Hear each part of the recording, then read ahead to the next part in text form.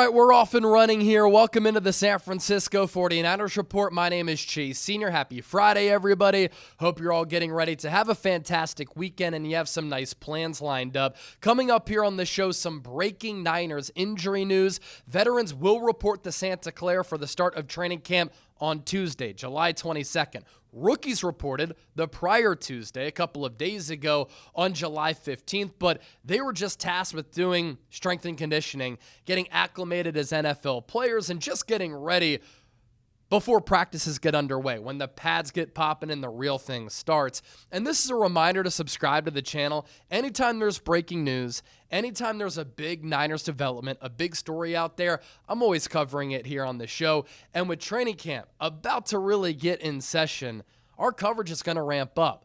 We'll be doing watch parties for every single preseason game, every single regular season game. Hopefully we get a playoff run for San Francisco this year. And anytime I'm talking Niners, I want this coverage and this content to be informative, insightful, entertaining, thought-provoking, but I want you to have a voice. So join the movement, hit that sub button, and join the 160,000 plus people worldwide who have already subscribed to the program.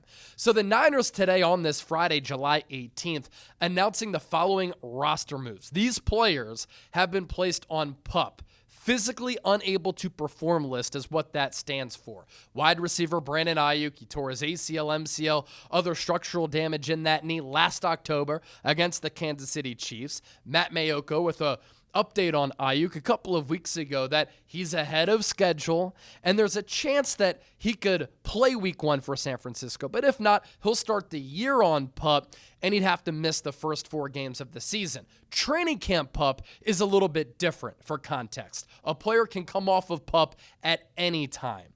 No surprises there with Aiyuk. Offensive tackle Andre Dillard, he's going to compete for the backup offensive tackle spot alongside Austin Pleasance, who had a really good spring during OTAs and mandatory minicamp, earned the praise of offensive line coach Chris Forrester. He had an offseason cleanup procedure, did Andre Dillard, who is a former first-round pick out of Washington State.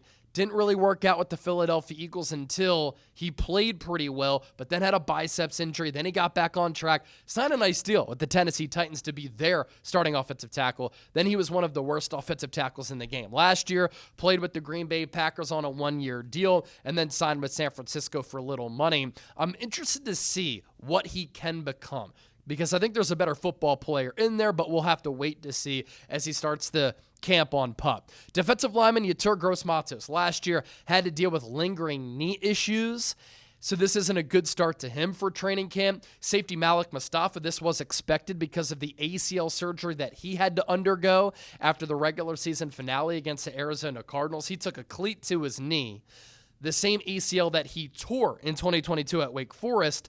That graft was injured. The Niners originally didn't think that injury was going to be serious and that he was going to be okay. Then a further MRI the week after he suffered that injury against Arizona showed some damage to that damaged ACL. And so my guess is that he'll start the year on PUP, and then hopefully he can rejoin this team at some point during the middle portion of the season. Linebacker Curtis Robinson, he tore his ACL last year, was never expected to be ready for the start of camp. And then these following players have been placed on the active non-football injury list. Safety George Odum dealt with injuries throughout the spring.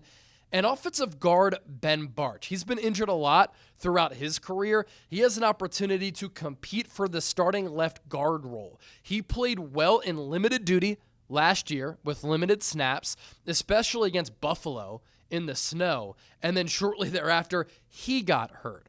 And so that adds some intrigue to the left guard competition. He'll compete with rookie Connor Colby, maybe Spencer Burford, although the Niners might try him out at offensive tackle. You have to throw Matt Hennessy into the equation. Nick Sakel could get an opportunity there. That will be a pretty solid training camp and preseason battle. But the news that we want to focus in on here is wide receiver Ricky Pearsall. He too is starting training camp out on PUP. This is a concern. He had a hamstring issue in the spring, and we were told by Kyle Shanahan at the end of mandatory minicamp that Ricky Pearsall could have practiced if the Niners needed him to, if it was absolutely necessary. But they erred on the side of caution, and Pearsall did not partake in mandatory camp practices. But Kyle Shanahan said then that Pearsall was going to be ready for training camp. And the whole thought process and decision-making process was, why have him practice during minicamp when he could run the risk of re-injuring that hamstring? Soft tissue injuries are always feisty and annoying and a nuisance. And if you do have a re-injury there, they can linger and they can last for a long time. So let's not run the risk here of having him on the practice field for minicamp. Let's just get him ready for the start of training camp. Well, now Ricky Pearsall is not going to be ready for the start of training camp. He's on PUP. The Niners really need him this year to be a productive player. First of all, John Lynch and Kyle Shanahan have had a very iffy draft track record, especially with high picks, especially in the first round. And last year with the 31st overall selection, there were better players on the board. They surprised everybody by taking Pearsall. I thought it was a reach. I thought it was an overdraft. I thought that Pearsall was a good player coming out of Florida, but I didn't think he was worthy of a first-round pick. And so it was a risk to take him there. Now, that put the writing on the wall that at some point the Niners were going to move off of an Aiyuk or a Debo, and they took Pearsall. Last year, he, of course, had the gunshot wound, and that caused him to miss a majority of the start of his rookie year. Toward the end of the year, he showed some flashes, and last year, he had some pop plays. The end around against the Cowboys, when he let blocks develop downfield, he picked up 40 yards. You saw the speed and the elusiveness in the open field. His first career touchdown was on the road against the Buccaneers, 45 yards, where he caught a ball coming across the middle and then had some getaway, pull-away speed, and then high step to the pylon to beat Antoine Winfield, one of the top safeties in the game. Then he went on the stretch where he didn't record a single catch for like a month. But then against the Detroit Lions, he popped off, had a huge game. 140, 150 receiving yards. He had a nice contested catch touchdown against Brian Branch, one of the top young DBs in the game. Then the regular season finale, another good game. Another contested catch for a touchdown, this time on the receiving end from Joshua Dobbs. And at the end of the year, you're like, okay, there is something there with Pearsall. He has some juice. He has some intrigue. He has some explosiveness to his game. Footwork, wiggle, route running, toughness, good hands. He made some tough catches last year that made you say, okay. But injuries have been a problem for Ricky Pearsall. And it's not just the gunshot wound, right? During training camp and in the preseason as a rookie, he did nothing. He did nothing because he had a hamstring issue and the shoulder subluxation.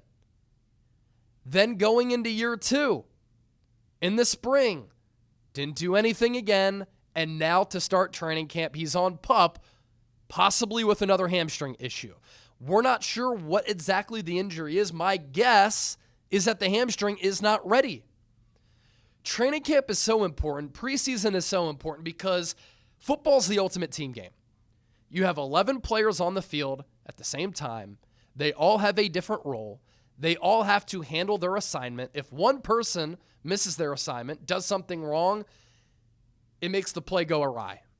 It spoils it. It ruins it.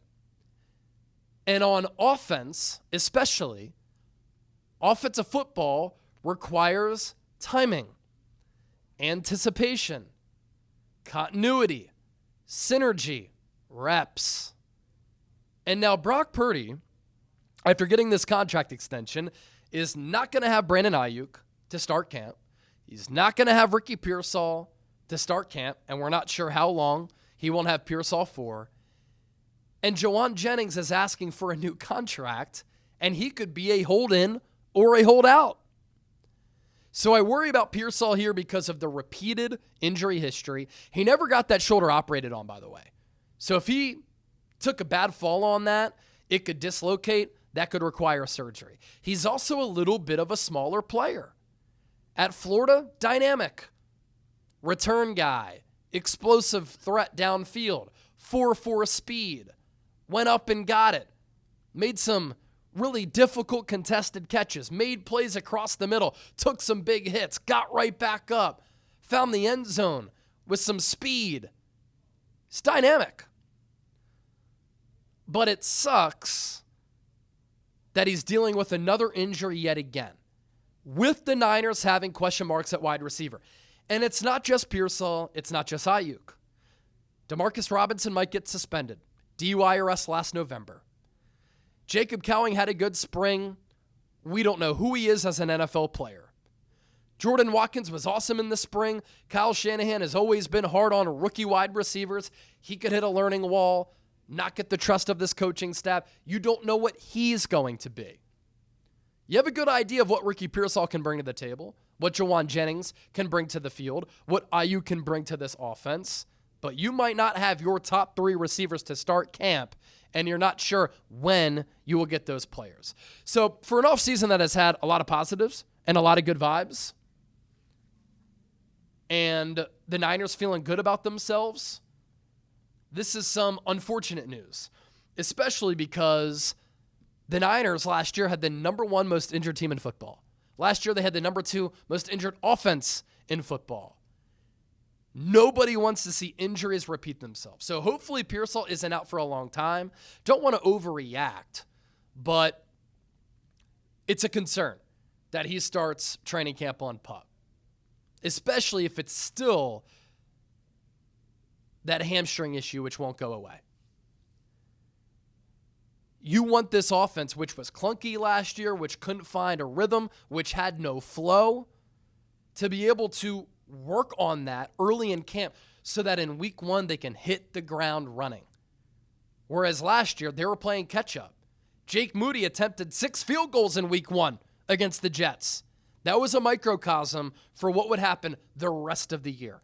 An offense that stalled once it got in the red zone, in short yardage situations, on third downs.